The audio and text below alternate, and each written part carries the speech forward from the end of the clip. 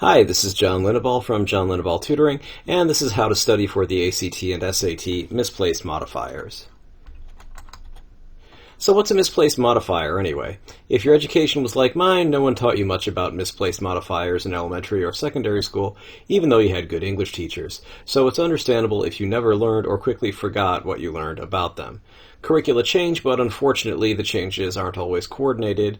A de-emphasis on formal grammar in the lower grades wasn't often accompanied by a new emphasis on formal grammar in the higher grades.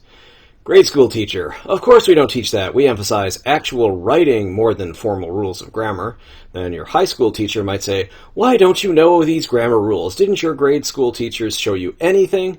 Note, these are not quotes. Almost all the teachers were caring, competent, and dedicated, but a few things like this apparently fell through the cracks. And also they might just say, oh, I'm sure you were shown this, you just didn't learn it. So I know I learned something about this topic from television and books, but don't recall ever being taught this in school. So fortunately, it's really easy to learn about misplaced modifiers.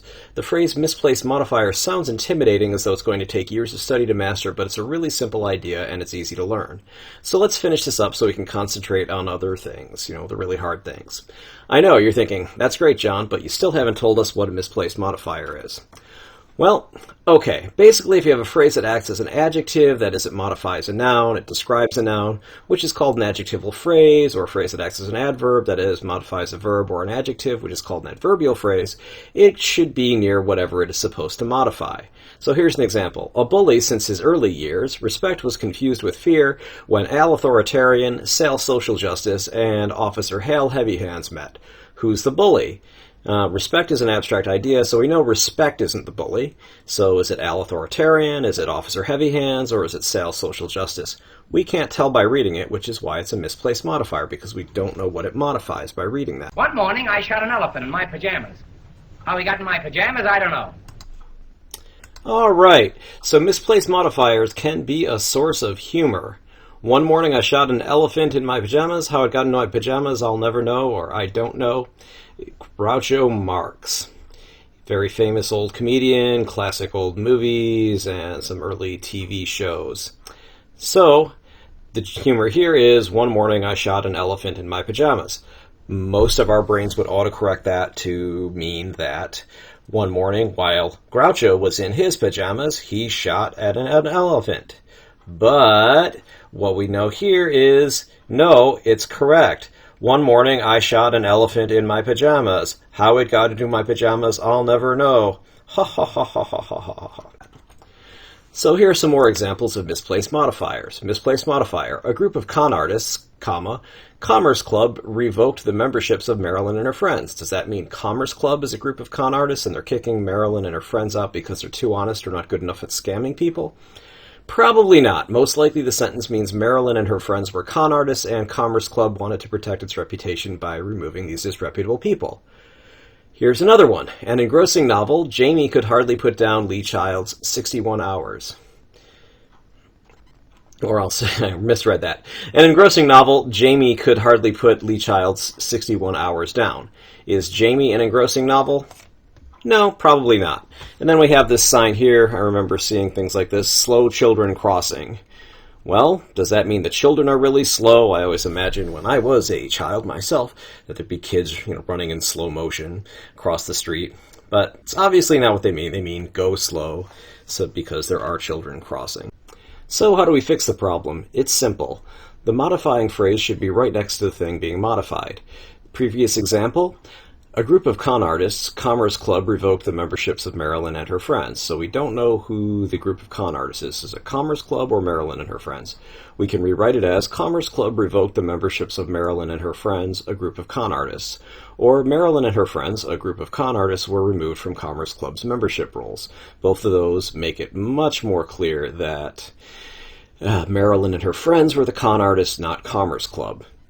An engrossing novel, Jamie could hardly put Lee Child's 61 Hours down. Okay, we're pretty sure that Jamie is not actually an engrossing novel. So we can rewrite that as Jamie could hardly put down Lee Child's 61 Hours, an engrossing novel. Or an engrossing novel, Lee Child's 61 Hours was almost impossible for Jamie to put down. Now, there's also squinting or two-way modifiers.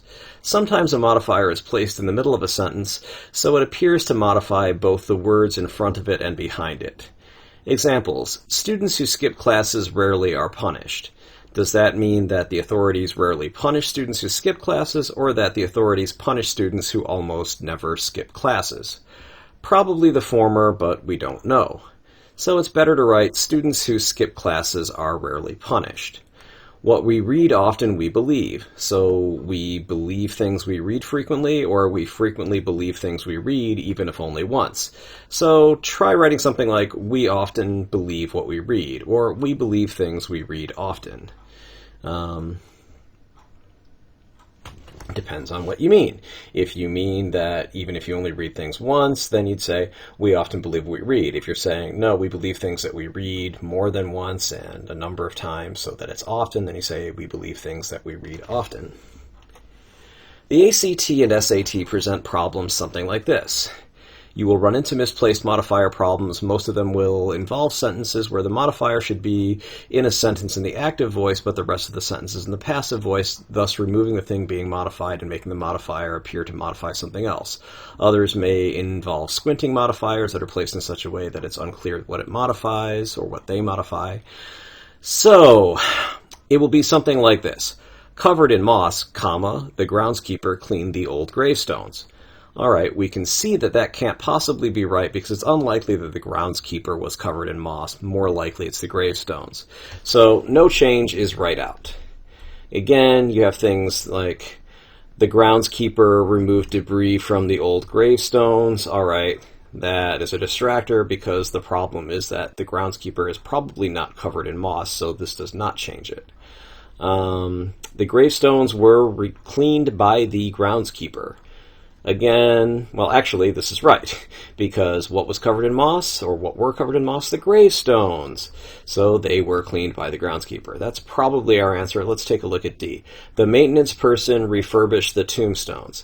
Again, okay, it's not the problem that we're calling it a groundskeeper, or the person a groundskeeper, him, her a groundskeeper, so that we need to change it to be a maintenance person. It should be the groundskeeper cleaned the old gravestones. No, it shouldn't be that. It should be the gravestones were cleaned by the groundskeeper because they were covered in moss. Yes, that is the passive voice in that the gravestones were cleaned rather than the groundskeeper cleaned the gravestones.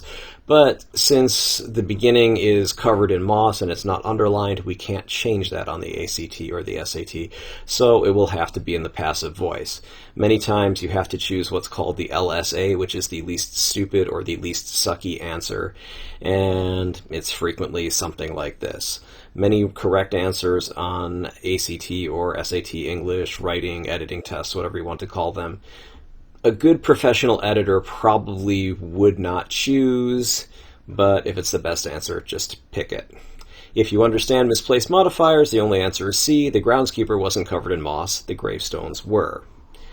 I know I've also seen in one textbook something along the lines of, after removing their skins, the children cut up the carrots.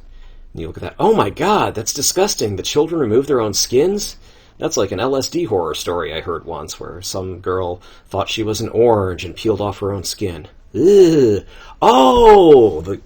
No, we mean the kids removed the skins of the carrots, so after removing their skins, the carrots were chopped up by the children. Again, passive voice, but what else can you do? Would you like to help me make more videos without spending your money? Secret to success is right here in our new little booklet, How to Make More Money Without Using Your Money. Well, then please like this video and the other videos. Subscribe to this channel. Neither action costs you anything, and it takes you literally a few seconds. You'll also be alerted about my new videos. Also click on the little notification bell. As far as I know, it's a backup system that also lets you know when I release new videos. Sometimes YouTube can get a little bollocksed up, so it may drop your subscription but still notify you, and vice versa. Why do I care? It's simple. YouTube doesn't let me share ad revenue unless I have 1,000 subscribers and 4,000 hours. That's 240,000 minutes of view time in a year. If you see an ad on any of my videos, please know that I'm not getting any money from the ad. While many people are watching these, I don't have 4,000 hours of watch time, and as of the time I'm recording this video, I don't have anywhere near 1,000 subscribers. For the same reasons, you are not only welcome, but encouraged to share links to this video, put it in playlists, etc. I'm always happy to read and respond to constructive criticism or suggestions for new videos, and I reserve the right to delete comments and block those who specialize in destructive criticism, trolls, or things that are off topic, spammers, disturbed people, what have you. Thanks for watching. Hope you have a good day.